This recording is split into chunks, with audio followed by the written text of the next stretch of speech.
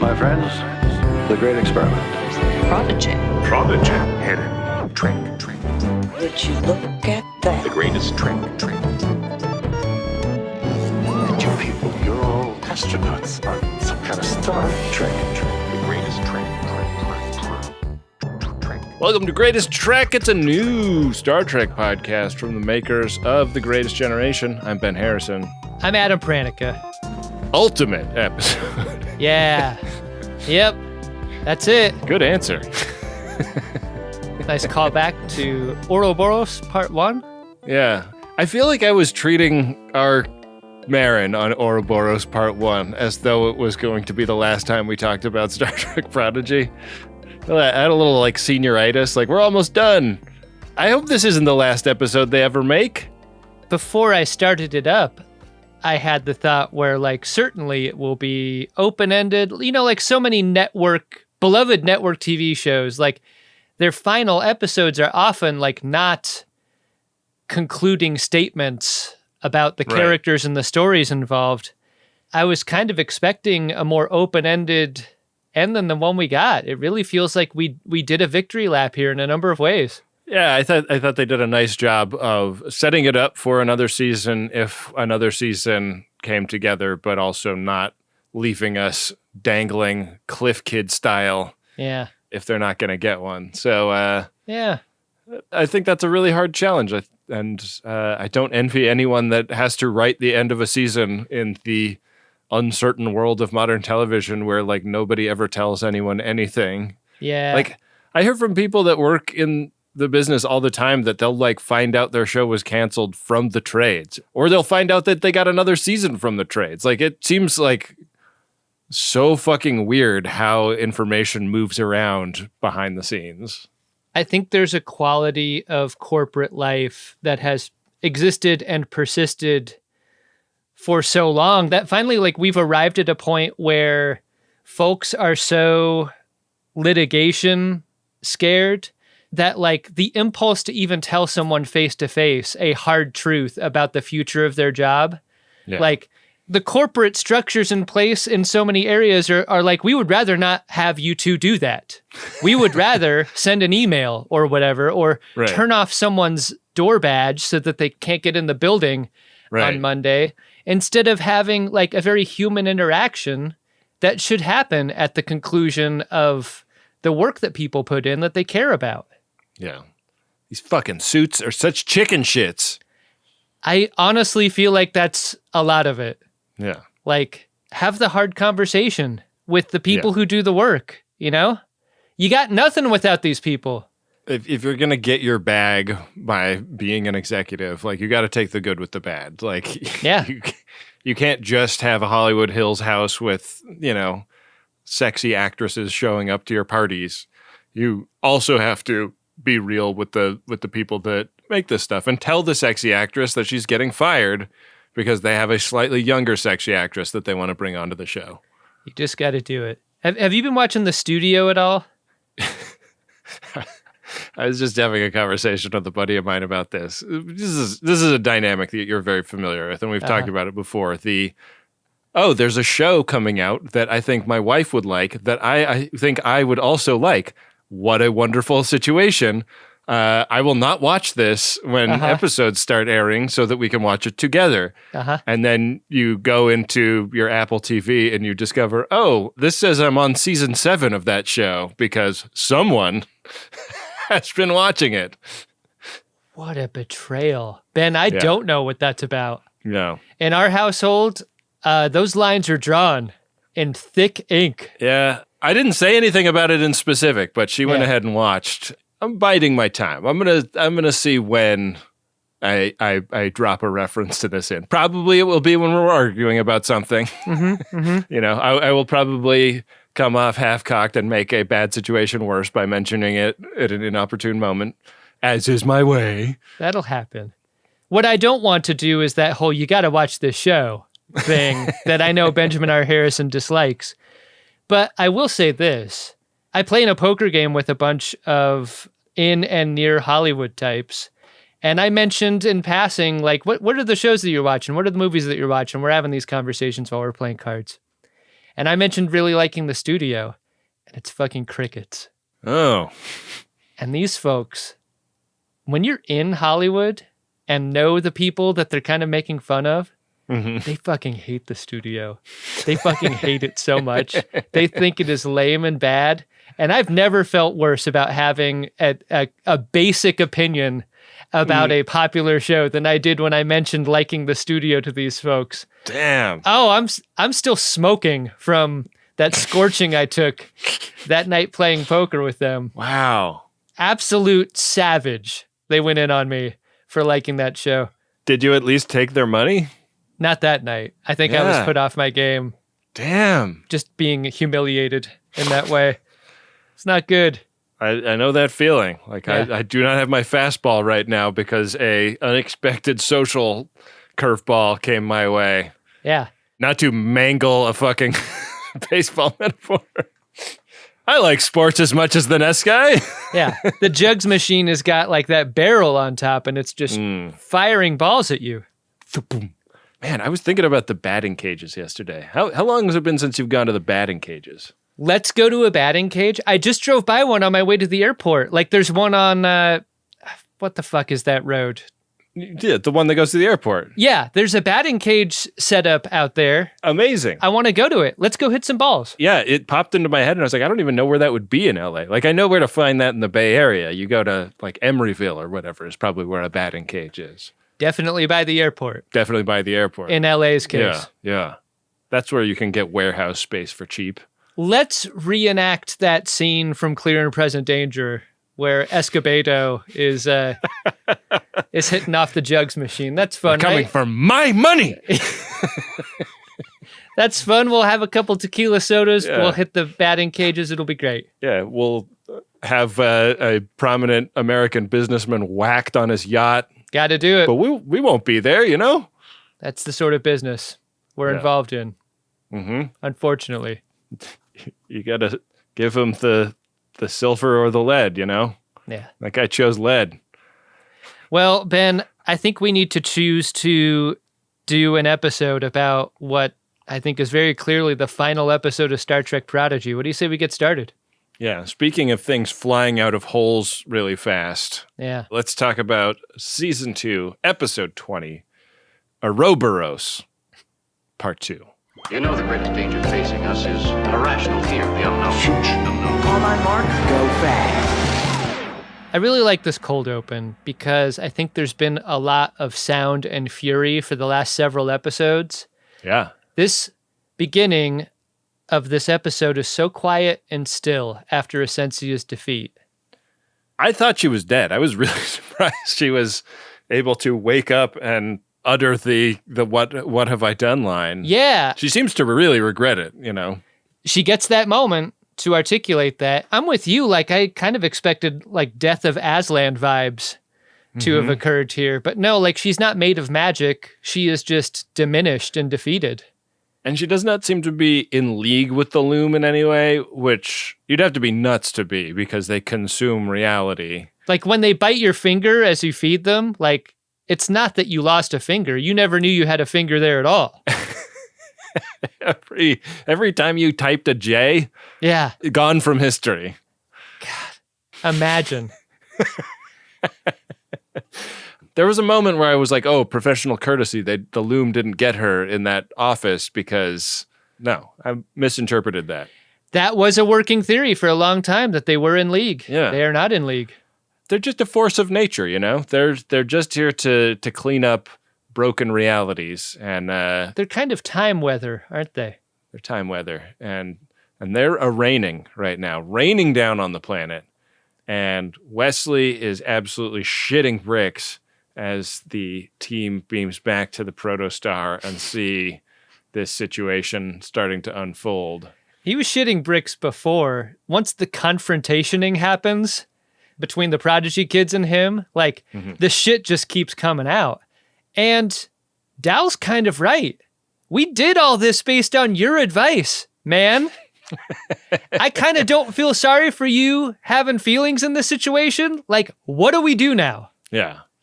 He just doesn't see a way through this. And through this is literally what is described as being the solution. Like they have to fly against traffic through the channel that is this wormhole in time. And I mean, it doesn't seem doable given the volume of looms coming through. And yet we're Starfleet, baby. Like we're going to fucking do the impossible thing if that's what we got to do. That quiet mood of the very first moments of this episode, I think carries throughout in a weird way. And it's really striking how the big, bombastic Wesley Crusher traveler figure that we were introduced to in this season has also been diminished to kind of a whispery, not confident traveler figure. Like, for some reason, they continue to ask Wesley what they need to do next. And the idea is, we're going to go against traffic into the wormhole. Cool, but like the way he whispers everything this episode, he's really soft-spoken. Did you notice this? He does a good job of selling how scary this is. Like that we're past the event horizon where he doesn't know what's going to happen in the future. And I think you have to have him in that state for this episode for it to be exciting, you know? I think if he remains big, bombastic Wesley Crusher traveler guy, hey nerds, it's not a good fit for the moment. Yeah. Yeah. Like, because you can't just keep being that confident as all your ideas are blowing up in your face constantly. So it's decided they're going to try for this. Chakotay is going to be the pilot of the Protostar, and Voyager is going to come, like, lay down covering fire for them, essentially. They have to get past all of these looms so that they can shoot the Protostar the rest of the way. And the Protégés are going to stay together on the bridge of the Protostar. Back down on the surface of Solum, the looms are starting to get to the city. And I thought it was nice that the jackbooted thugs of Essensia's erstwhile fascist regime had one last use in defending the civilians against the onslaught of looms. I guess they're the only ones with weapons, right? Yeah. Also, just what a nice thing to imagine, like all of the like ICE officers disappearing from history and we never even have to think about them having existed again.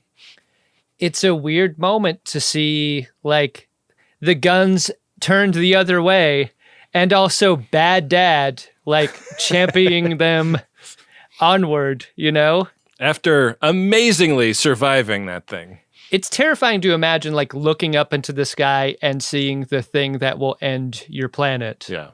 Yeah. You know, like that never gets old as a science fiction concept. I think they really do it right here. Yeah. Del does kind of turn on a dime emotionally here because he was just telling Wesley what the fuck you created this entire problem for everyone. And now he's like, you know what, Wesley, you're all right. You said we had to stick together and look at us. Here we are, stuck together like glue.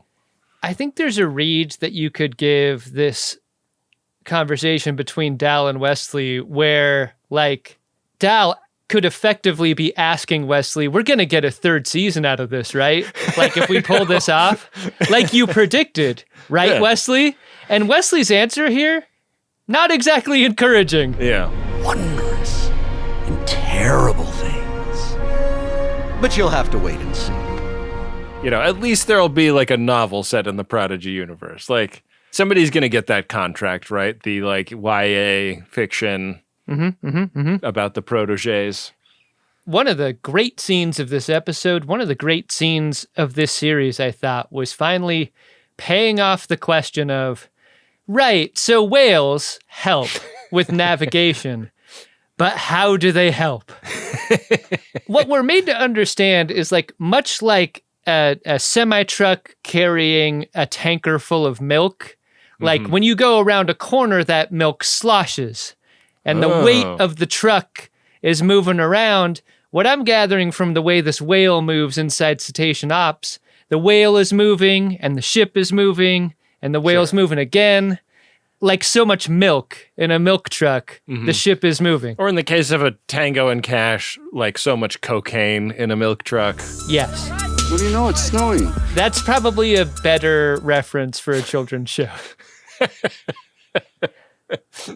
Were the holograms that Jillian is swimming through meant to be representational of the path they're charting through the looms? Yes, I think so. I just had a very dark thought, and I think one of the things I need to do with dark thoughts is just let them out. Like, I got to share this one with you. Mm-hmm. We've seen in Star Trek a bunch. When something critical happens to a system that will endanger a ship, you got to get it out, right? We're talking about ejecting warp cores. We're talking about separating saucers from star drive sections. Yeah. Get away from the thing that could destroy you. Try to imagine a whale on the fritz. Maybe the whale bonked its head. Oh, and it's flopping around. All of a sudden, this milk truck's out of control, Ben. Do you eject the whale? Can you eject the whale? I think you need to be able to, right? I mean, I think the whale's a person, you know? Matt and Kamalu are people. I'm not saying they're not people. What I'm saying is needs of the many versus needs of the few. You're ejecting people?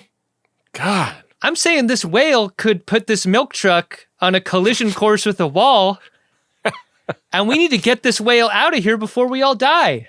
I trust Jillian. I don't think she's going to have a freak out like that. I think there are occasional malfunctions with the whales, and I want to know what the contingency plan is for those times. Well, there aren't this time. They make it through. Mm-hmm. We get into a part of the wormhole that's cool and nice. And there are echoes of their ship all around them, which Wesley describes as an indication that the timeline is unshattering. You know, that nature is healing, essentially. I mean, we could hear him say the words, but I think we can also see out the view screen that this has worked, because when that stairwell appears inside the wormhole and the corrected timeline walks down step by step, it is beautiful.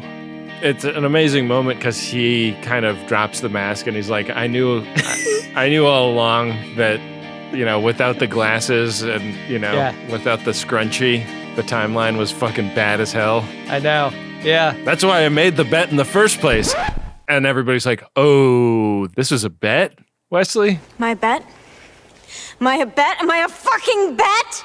Why else be a traveler of space and time unless you can go back and make a couple of well-placed wagers? All I do is bets. no matter what. So autopilot is set on the Protostar, and Chakotay and Holo Janeway have a very touching moment together. Yeah. Holy shit, was this scene done nice.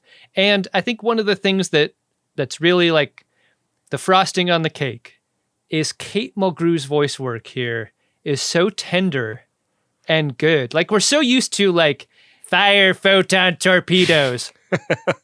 Chakotay, get me a sandwich. Sounds great. There's, like, a hardness to Janeway in so many scenes. Like, she's never ordered coffee, black in a nice way. Yeah. It's really great to get this gear out of her. I thought it was really great and touching. The greatest trek Is yet to come.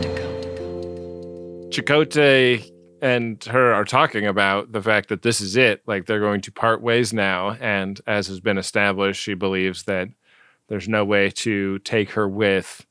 And Chakotay's like, oh, no, they just have a thing for that on the other ship. It's fine. We downloaded you.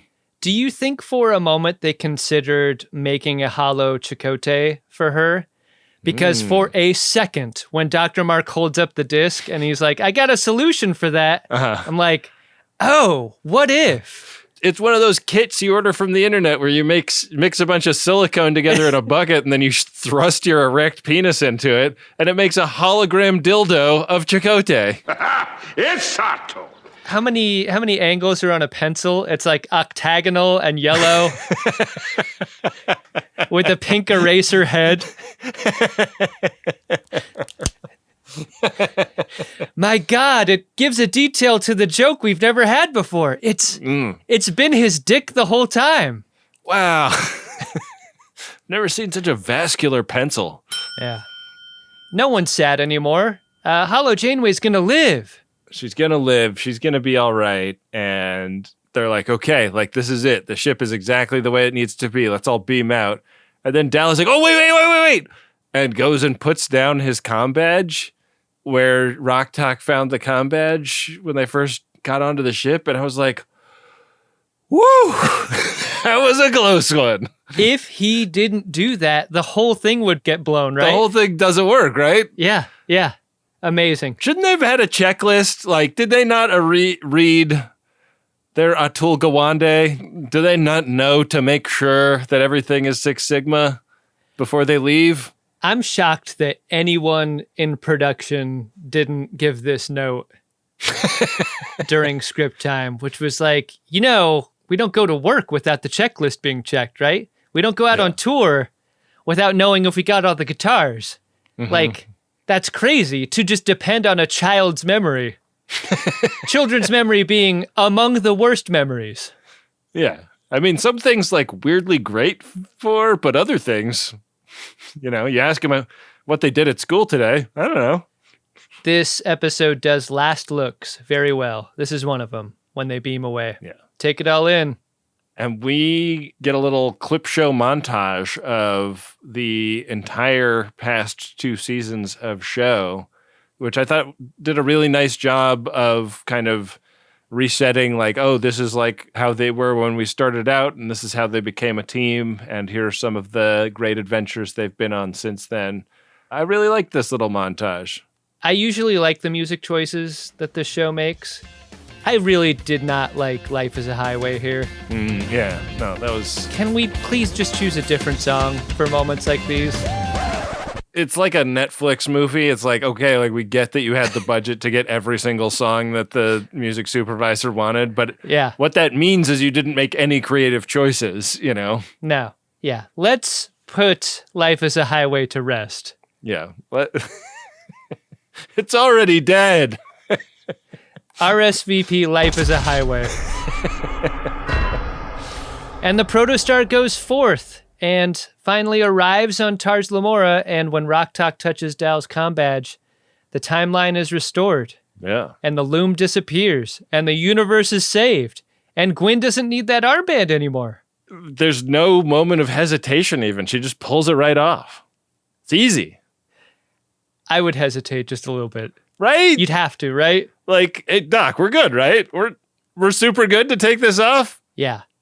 I was a little bit stunned that all this resolution happens and we are halfway through the episode of Prodigy. Yeah. There's still about 15 minutes left. What is going to happen from here? Frodo's going to go to the Grey Havens. There's a lot to tie up, after this much story. We get a Janeway's log, like a thing about it was the proteges we had along the way and all that. Part of that is set to footage of them making a more positive first contact with the people of Solum, and it sort of seems like the tech that Essentia had her hands on is getting like carted up and sent off to the Daystrom Institute. Yeah, I noticed that too. I mean, there is a lingering hold on the logo of the Daystrom Institute. I did really want to see a Ark of the Covenant going into a warehouse shot. Sure. With these crates, Yeah.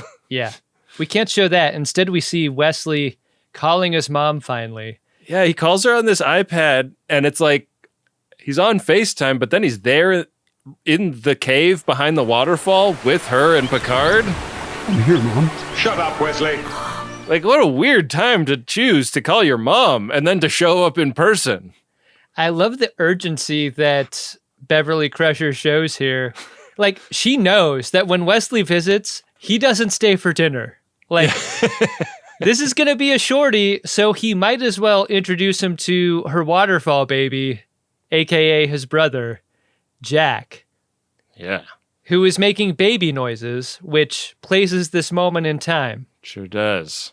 Either that or Jack was kind of simple throughout his childhood. Oh, he overcame so much when he grew up. He was pretty capable by the time we met him as an adult. I'm just realizing Simple Jack actually works perfectly. Yeah. Clips that we cannot use about it, but... Hey, congratulations, Chakotay. You're captain now. You made it. You got the pips. First time being captain since being in the Makewees, huh? Makewees? Was he Captain Chakotay when he went out on this Protostar mission? Right, he was. Yeah, okay. Yeah. It looks like he's captain of the Voyager. Hey! You like that? That's nice, you know? Mm-hmm. Admiral Janeway retires to her farm, and I wonder if I ever had the chance to ask Waltke this, I would ask something like, is this a house measuring contest between Janeway and Michael Burnham? Like, in terms of like craftsman v. craftsman? Janeway, Burnham, Pike, Kirk. Yes. They all have this type of house. Their like desire to go live in rural Montana Yeah. after their experiences as captains. So strong. It's practically a job requirement. You know, not to mention where Riker and Troy were living, a very similar vibe to that place. Great place to grow tomatoes. They might have had the only outdoor pizza oven of all the aforementioned captains, but That's fair. Yeah. Place looks great. yeah, early retirement for her. She ate and left no crumbs. She dropped the mic on Starfleet. And the kids are back at the academy, and they're like out hanging in the quad, and Zero and Magell are like openly doing finger stuff in front of everyone. I think you got to throw a picnic blanket on top of those fingers, guys. Yeah. Like, it's going to be obvious to everyone what's happening, but like, at least like the pretension of subtlety would be good. It's mentioned that they are the cool kids in school because they've gone on these adventures. Ben, do you think Magell is I just want to talk about the finger stuff for one more second. Like, this Yeah. is Waltke adding us, right? Like, this is, given how much we've talked about the moment where Saavik cures young Spock of his Ponfar with finger stuff, there's no way this finger stuff is not a reference to that to some extent, right? Save it for the dorm room, guys. What are you doing? Hang a fucking sock on the door. Hey, do you think Zero is a good roommate or a bad roommate? If you had to share a dorm with Zero. I mean, on the one hand, Zero is never going to get super drunk and like piss into your pile of shoes in the back of your closet. That's a good callback. But Also not going to blow up your bathroom. sure, that's huge. Not going to eat your stuff. I think we're starting to check a lot of boxes here. Yeah, the fridge is safe from Zero. Yeah, I think Zero's studious, you know? Zero's Yeah. just going to be, like, you're not going to get a lot of, like, private time because the room is always going to have Zero in it. And also, Zero is going to be inside your brain as a telepath. Yeah, so private time left a long time ago. You cannot jack it while Zero's asleep. You just can't. No. I mean, Zero can't have a wet dream because you jacked it while they're asleep. Can Zero sleep? Does Zero sleep? So many questions. I mean, this is why we need another season of this show. Come on, Netflix. Get your shit together. Yeah. Magell is both Nova Squadron and a Prodigy kid. Does that make her the absolute coolest kid on campus? Yeah. Because a lot is made of like, oh, aren't the Prodigy kids cool? They got to go on all these adventures and so forth. Only she is Nova Squad also. She's the coolest. Yeah. And yet she's slumming it with Zero, doing finger stuff. I know. Why don't you drop the Zero and get with the hero? Could be what a jock at Starfleet Academy says, right? Yeah.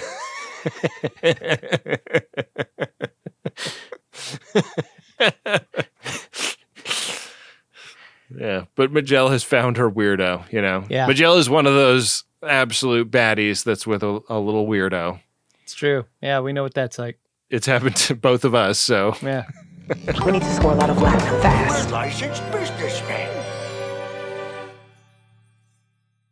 This ship and her history will shortly become the care of another crew. They will continue the voyages we have begun. The greatest trick. They are just shooting the ship when an alarm goes off, Ben, and the alarm is a breaking news story. Attack on Mars in progress. Hell yeah. Hell yeah. And that means the scene from Picard season 1 is well underway. It's happening. It's all happening. And with the question from Rock, what does it all mean, essentially? We smash cut to Janeway. planting non-native species in her garden, and it's like, I guess you probably have fucking the privilege to do this as a retired Starfleet admiral, but what the fuck are you doing, Janeway? Earth is a delicate ecology. This thing is going to run rampant. It has no natural predators on this planet. I'm just blown away. Like, of all of the performative axes to grind, Ben, the planting of non-native species in an animated TV show, you deserve an award for that. I got a reputation for a reason. Incredible. Imagine having just retired and maybe that very same day, a shuttle dropping off Chakotay going, actually, you're being recalled. Yeah. Starfleet has chosen to unretire you from your standard issue Starfleet Captain Retirement House. Yeah. And call up all of the reserves because of this Mars attacks. We go to Jellicoe addressing a bunch of other admirals, like, and I love the like conversation pit that they got them together in. It's clearly like where you would go to see like a children's book author read their book. That's great. You know, they didn't have a lot of time to think about this. This is where they got all the admirals together. And he announces that Starfleet is scaling back operations, exploration no longer part of the mission. This is becoming a fleet that is about protecting the diminished area known as the Federation. Ronnie Cox's voice goes on to say things in a very Ronnie Cox fashion about how we're going to make a season of Star Trek Picard about a synth uprising. And even though it's got Picard in the name, it's mostly going to be about Romulans and synthetics and a very sad version of a character that we used to really love. And Janeway takes great umbrage with this. Admiral, I object. I don't want to talk about it. Get it done. Because the picture that Jellicoe paints is that Starfleet can't do both things at once. It cannot both explore and protect itself, so we're choosing to protect ourselves because it's a question of resources. It cannot explore and chew gum. Yeah. So we're going to chew gum. Yeah, that's just how it's going to be. It seems like a temporary state, at least the way it's put here. Right. But it's a question of resources, and then until we get more resources to bear, that's how it's going to be. We cut over to the kids reacting to the news, and they are psyched. Class is canceled! School's out for summer! Oh, it's great. They're so happy. Oh, man. And, you know, we talked about how this was, like the episode seemed to tie everything up at the halfway point. This turns into a Richard Linklater situation where the kids are kind of like running around. You know, Ben Affleck is chasing half of them with just paddling butts. Wiffle ball bat. You know. Hey, let me tell you something. You try to paddle Zero's butt, find out what happens. You're going to fucking die. You shatter the chassis and go insane. Yeah. That is an Academy cadet with regrets. You know what? Becoming a senior, not all it's cracked up to be. No.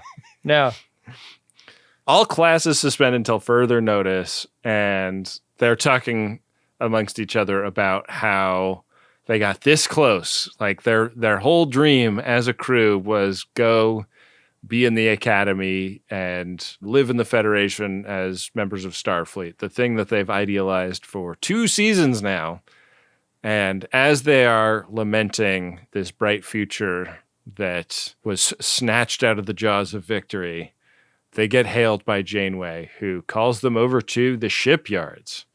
And this is where we get introduced to a new Protostar class ship. What are we going to call it? The USS Go Fuck Yourself. USS TV show. Here's what I don't understand. They say that this ship was on the chopping block, and yet after 20,000 ships were destroyed in orbit of Mars, I mean, I guess they're going to use it again, but as a teaching vessel. Right. They're recommissioning it. Yeah. And they're giving field commissions out to the kids here. They're all going to become ensigns. Some of them are going to become ensigns. I mean, some of them are going to get like a lot of pips because she holds up like a pillowcase full of pips for these kids. Just like, hey, get a handful, however many you can carry. It's the end of the night on Halloween. There's coffee in that field commission. Can you imagine the devastation of like the moment school is out, classes are canceled, you're maybe never going to go back to class again, and Janeway going, "Summer school begins now. Here are your pips." That is a heavy-ass pip, man. Yeah, that's tough. The mission is almost specifically anti-Jellicoe. It's like made at Jellicoe. Go out there and explore and make friends. That's all you got to do. If you want to do a 2-shift rotation, go sick. You can do whatever the fuck you want. This is your ship. This is a credit, no credit class. You will not be graded. We meet ECH Janeway, who has been downloaded from the EMH backup that they made. The craziest reveal about the USS Prodigy is that it has dual captain's chairs. Or actually, it's just got dual chairs, but one of them doesn't have a headrest. And, so like, I guess the first officer gets whiplash every time they crash into something. I like the visual metaphor of this, in order to put Gwyn and Dal in close proximity, romantic proximity even. But you can't tell me any two adults would appreciate a seating arrangement where Captain and XO are side-sitting effectively on the bridge. You can't even spread your legs out as you're sitting for fear of knocking into the XO next to you. Yeah. Dal's like, how am I going to man spread on a chair like this? You can't. Yeah. They essentially what they've gone and done is given the captain and XO 2 main economy seats. It's brutal. No leg room. It's so brutal. Maybe as a kid, you don't think about all that stuff because as an adult, you're filled with the trauma of economy air travel. Right. You see these seats and you just go right back to all those terrible flights you've ever taken. A kid doesn't feel that way when they look at 2 seats like this. The last time I was on a flight with my kid, he used an economy seat as a bed. That's enough square footage for him to sleep. Can you imagine putting your bare face on the seat of a seat? Oh, God, Ben. Oh, man. You better take that kid to the doctor like yesterday. Trust me, I have and I do. Did you check that seat for 40-pound bulldog shedded hair? No, it was actually really cool. We went to New York and back with the kids, and the flight out, I had one of those experiences in the Sky Lounge with my wife where I was like, they're going to start boarding the flight in a minute. And she was like, I have 25 little things to check off my list before we leave the Sky Lounge. And I was just like, okay, all right, I guess you're just going to have to get through your list as fast as you possibly can. And we were like in the last 10 people to get on the plane. Oh, my God. Oh, my God. But the way back, I convinced the family to be at the boarding area when boarding started so that I could get him on early. And the captain clocked him on the jet bridge and was like, come on in here, and like let him sit in the seat. And hell yeah. Let us take a bunch of pictures. And you know what you can't do in the last 10 minutes of boarding? That. You can't do that in the last 10 minutes of boarding. If we'd boarded the same way the second time, I wouldn't have learned that this was a 767-400, not a fucking shitty ass 300. Yeah, fuck that. Only the best for my family. Yeah. 400s rule, 300s drool. Yeah. It was great. And I have 24 pictures of my son with a pretty neutral face sitting in the fucking co-pilot's seat on the cockpit of this flight. And you're fucking jazzed? I was like over the fucking moon. And they're like giving him all the like trading cards and giving him the wings and everything. I was just going to ask if you had one of these. I do. Well, yeah, he does. He also gave me an A321 card, which he just happened to have. Like, yeah, that's nice. Yeah. I mean, I've heard it said that like at this age, the memories are more for you than they are for them, you know? Yeah. So this is great. This is great for you. But I remember things from this age, like little images. Like you don't know which ones are going to make an impact, but like I do have memories from this young. So like, Yeah. I don't know. Try to make as many of them cool as possible. Yeah. I do remember my grandma throwing an iron at my granddad at that age. Jesus. Come to think of it. Hot? Yeah. Fuck. I mean, she'd been ironing. Why else would the iron be out? Well, yeah, why would it be out if it wasn't hot?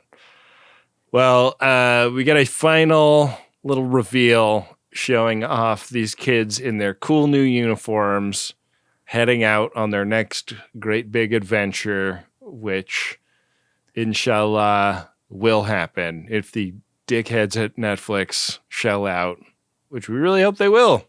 Speaking of uniforms, really like the uniform continuity throughout this episode. Like, kind of a lot to juggle, I think, between Prodigy timeline, Star Trek Picard timeline, coming out of Prodigy into potential third season. Yeah. Good stuff. And I'm psyched to see cosplayers in this uniform. I feel like this is a cool one and a really fun variation on the design language of Starfleet. Yeah. It feels triumphant and good when the proto drive gets sparked and they zoom off. Yeah. That's it. They zoom out of our lives and into an off season of undetermined length, Ben. Did you like this episode of Star Trek Prodigy? She'll always bring it home.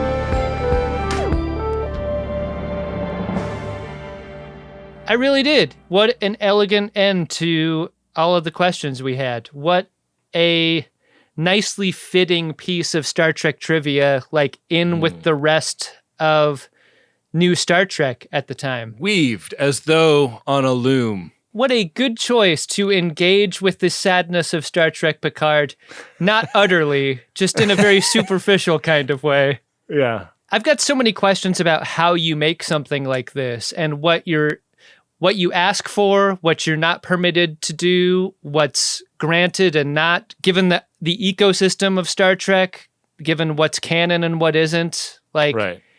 I think even absent any of that knowledge, I just thought it was really well done and well constructed. And as a season, it just felt like just really well made.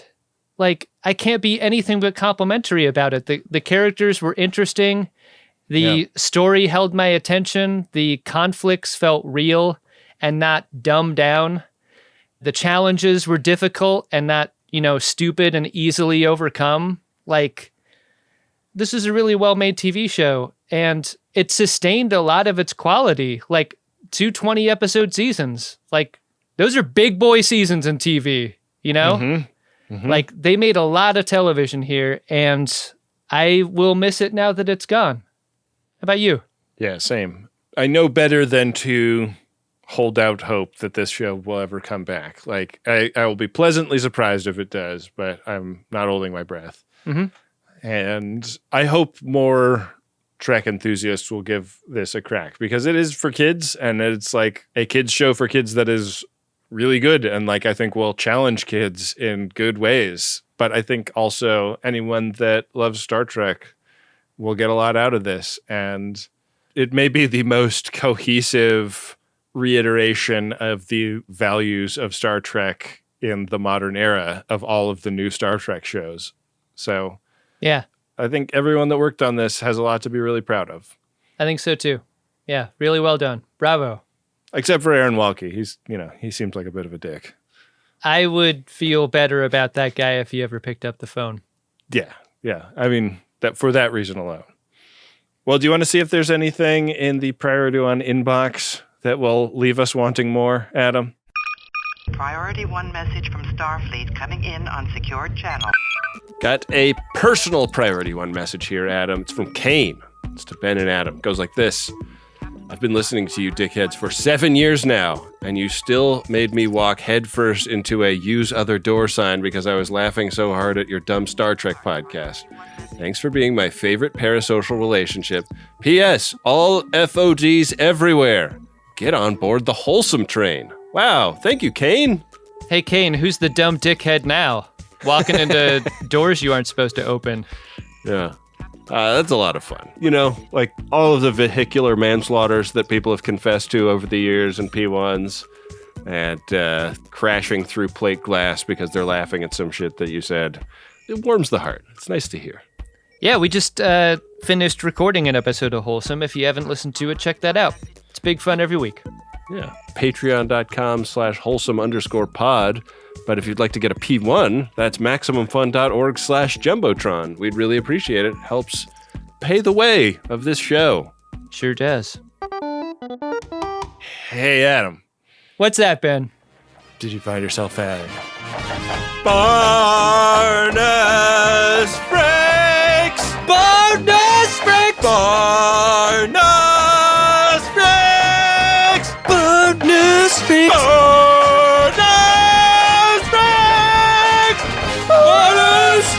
Breaks! Bonus There's a moment we don't see in this episode. It happens between when Chakotay gets command of the Voyager, hey! And then he's told to get on a shuttle to go get Janeway. Oh, yeah. Like, I think there's a lot of comedy in that unseen moment. Like they're like just pulling past Saturn and like the call comes in like, hey, Janeway's not picking up the phone. We need someone to go out there in person. I kind of think it should be you. If there is a Starfleet administrator that is not completely on the ball with their messaging, that message might go something like this. Hey, Captain Chakotay, I know you're on your way to take command of Voyager A. We're going to need to have you go get Admiral Janeway. And if there's any sort of error in between these two statements, Chakotay's got to feel like, oh, fuck. I'm fired already? What did I do? I haven't even sat in the chair yet. Ugh. We're going to have you go out and get Janeway because we need her to be Admiral again. You need to craft that message very carefully so you don't break the guy's heart. Yeah. We need a favor from her, and we need you to carve a bathtub on the way. By the time you get there needs to be something persuasive. I know it's kind of hard to construct a Barnus Frex about like a moment that didn't even happen. But like so often I'm thinking about the scenes that we don't see between characters that we like. And that's like a big one in this episode. Mm-hmm. How about you, Ben? There's a guy that just made me laugh a whole lot. It is a brief moment during Janeway's log after they save the timeline where the joke is that Dr. Mark makes a guy think that he is about to die because he's completed his holo novel and is just speaking to himself about the completion of his holo novel. This is the end. Oh, sorry, not for you. Like somebody was given the job, animate a guy reacting to the news he's going to die on a bio bed so that we can sell this joke with Dr. Mark. And this was such a funny performance by an animated character. I thought it was great. It's like one of those little details that I think this show is so good at having. Like this was a Lower Decks level laugh for me, the way this guy goes like, oh, fuck, what? So great. Isn't that emblematic of so much of the detail given to this show? Like not just center frame, kid-friendly, kid attention span, big jangly keys type stuff, but like the details, the background stuff. It's so good. And like, it makes you marvel, right? Because like we grew up with animated shows where two characters would be having a conversation against a background that looped 3 times a second, you know? Yep. Yeah. Like, this is just such an accomplishment. And it is the big things and the ideas and the heart of this show, but it is also the little things that make the world feel real like this that are just so well done all the way around. I've got to believe that people in charge of making these decisions about where effort is put had to make the case for the importance of those things. And someone on the other end of the phone had to agree that, yeah, those are important things to have in a children's show. And respect to both of those parties. You know, the one for advocating for them and the other to agree to them. Yeah, hell yeah. And all the animators that execute on those things and do such beautiful work. Like, absolutely. Yeah. Every link in the chain did a fucking fantastic job here. Yeah. if we know nothing else from the end of Lower Decks and Prodigy, it's that animated Star Trek series belong and are appreciated and should continue. Yeah, I hope there are many more going into the future. Well, I think we just got to close it out with a warning, boy, Adam. Let me go head into our work Slack and find one for the folks. All right. Prepare a buoy and launch it when ready. Warning buoys. An emergency buoy. A warning buoy. Oh, look at that. It's just a bunch of call-outs from Wynde and Rob. Oh. Huh. Adam, we've got another 5-star review from the Podcast Addict platform. This time it's from Firework Jack. Firework Jack is listening to an old episode. This episode, the Shimoda Awards, is the most masturbatory episode. It's very silly, and I'm ashamed for being in on the joke. I feel seen. Those award shows, dude. I love them, but lordy. It's a big lift. It's like the most production we put into anything. Both pre-production and post-production on those are like... Yeah. It's a lot. Yeah. We love to make them. We love that some people, like Firework Jack, appreciate them. Yeah. We've heard from many people that do not feel the way Firework Jack does. Those people are wrong. Yeah. Firework Jack is right. If you're one of those people, please don't leave a review. But if you appreciate what we do here on every level, the way Firework Jack does, a nice review like that really helps get the word out about our show. Sure does. We really appreciate it. Yeah. We also really appreciate Wynde Priddy, our producer. She'll tell you about what we've got planned in the next few weeks ahead of our coverage of Strange New Worlds, which will be starting soon. Yeah, exciting. I've already seen a little bit of Strange New Worlds as of this taping, and it's going to be exciting. Oh, how about that? I haven't started it up yet.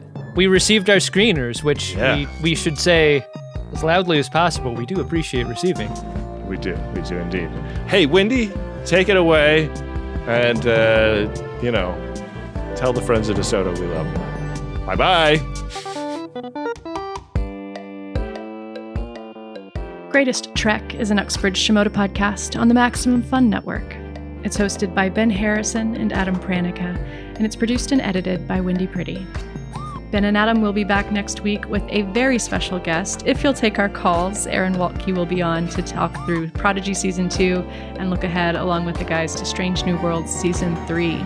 So be sure to join us for that. It should be a whole lot of fun. In the meantime, we want to say a big thank you to all of the members who are pitching in to help keep this show going. Members get a monthly bonus episode as well as access to the entire back catalog of bonus content. You can set up a membership in just a few minutes at MaximumFun.org/join, and it really makes a big difference for us to have your support. So thank you. Thanks also to Nick Dittmore, who created the show art, and Adam Ragusia, who composed the theme music. Thanks to Rob Adler and Bill Tilley for all their work on the @GreatestTrek social media pages. Find those accounts and give them a follow. And be sure to use the hashtag #GreatestTrek when you post about the show. Thanks for listening. We'll see you next week on Greatest Trek.